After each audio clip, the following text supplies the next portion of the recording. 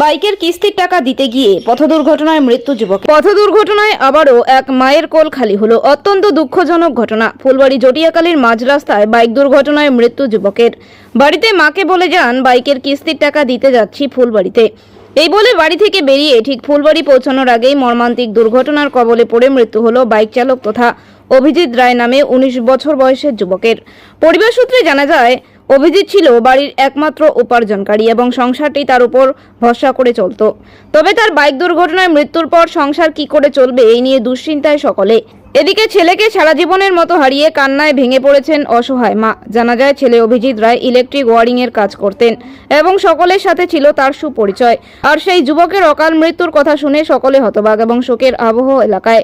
তবে এলাকাবাসীরা চাইছেন ফুলবাড়ি থেকে জটিয়াকালী মোড় পর্যন্ত রাস্তার মেরামত করে অতি দ্রুত 4 লাইন করার ব্যবস্থা করুক প্রশাসন। বাইকের কিস্তির টাকা দিতে গিয়ে পথ দুর্ঘটনায় মৃত্যু যুবকের। বৃহস্পতিবার বিকেলে ঘটনাটি ঘটে শিলিগুড়ি জলপাইগুড়ি জাতীয় সড়কের ফুলবাড়ি সংলগ্ন জিয়াগঞ্জ এলাকায়।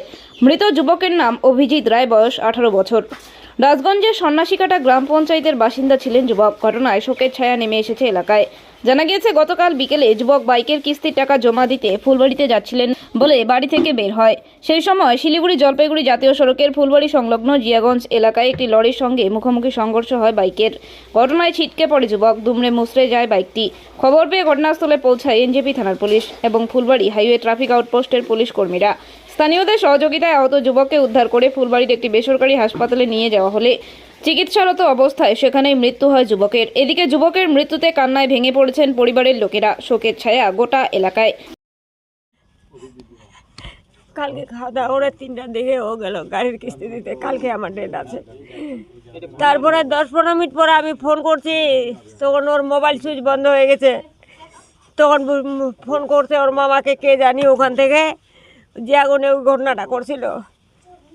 তখন আর কিছু বলতে পারলাম না আমি। তখন যা দেখতেছে ওই মানুষে ওকে নিয়ে যায়, ভর্তি করছে মেডিকেলে। মহারা যায় ভর্তি করছে। কালকে ওর 28 তারিখ কিস্তি ছিল কালকে গাড়ির, ওটাই দিতে গেছিল। সকালবেলা কাজে গেছে, আসে বাড়িতে 3টার দিকে খাইছে। বলছে মা কিস্তিটা এই বেলা আমি দিয়ে দিই। ও তো যখন তখন দেয়, মানে অনলাইন পে করে, তো এই জন্য। হ্যাঁ, গাড়িটা 1.5 বছর হলো, আমরা ফাইন্যান্সে নিয়েছিলাম ওইটাই। হ্যাঁ, মানে কিস্তির ওখানে ফুকে নিয়ে, ওখানেও ফুকে নিয়ে দিয়ে জিয়াগঞ্জে এই ঘটনাটা হয়ে গেছে। কি বলেছিল আপনি যাওয়ার সময়? যাওয়ার সময় বলছে মা আমি কিস্তিটা দিয়ে দিব। সকালবেলা তো কাজেই গেলাম, এখন খাওয়া দাওয়া করে যাই, কিস্তিটা দিয়ে আসবো। কিসের কাজ করে ও? ও ইলেকট্রিক লাইটের কাজ করে, কাঠের কাজ করে, সব কিছু কাজ জানে। আপনার বাড়িতে কে কে আছে? আমার বাড়িতে 3 ছেলে ছিল, এক ছেলে তো চলে গেল। বড় ছেলে আছে, ছোট ছেলে এটা। ছোটটা মেজোটা 20 বছর, বড়টা 22 বছর, ছোটটা আমার 16 বছর। 3টাই ছেলে। ছেলের নাম অভিজিৎ, মেজোটা, বড়টা বিশ্বজিৎ রায়, ছোটটা শুভজিৎ রায়।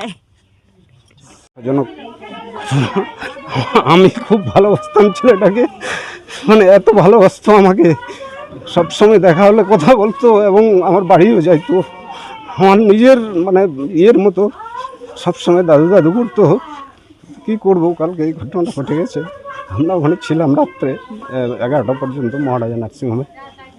বললো না ওর নেই বেঁচে। তারপরে আমরা গেলাম।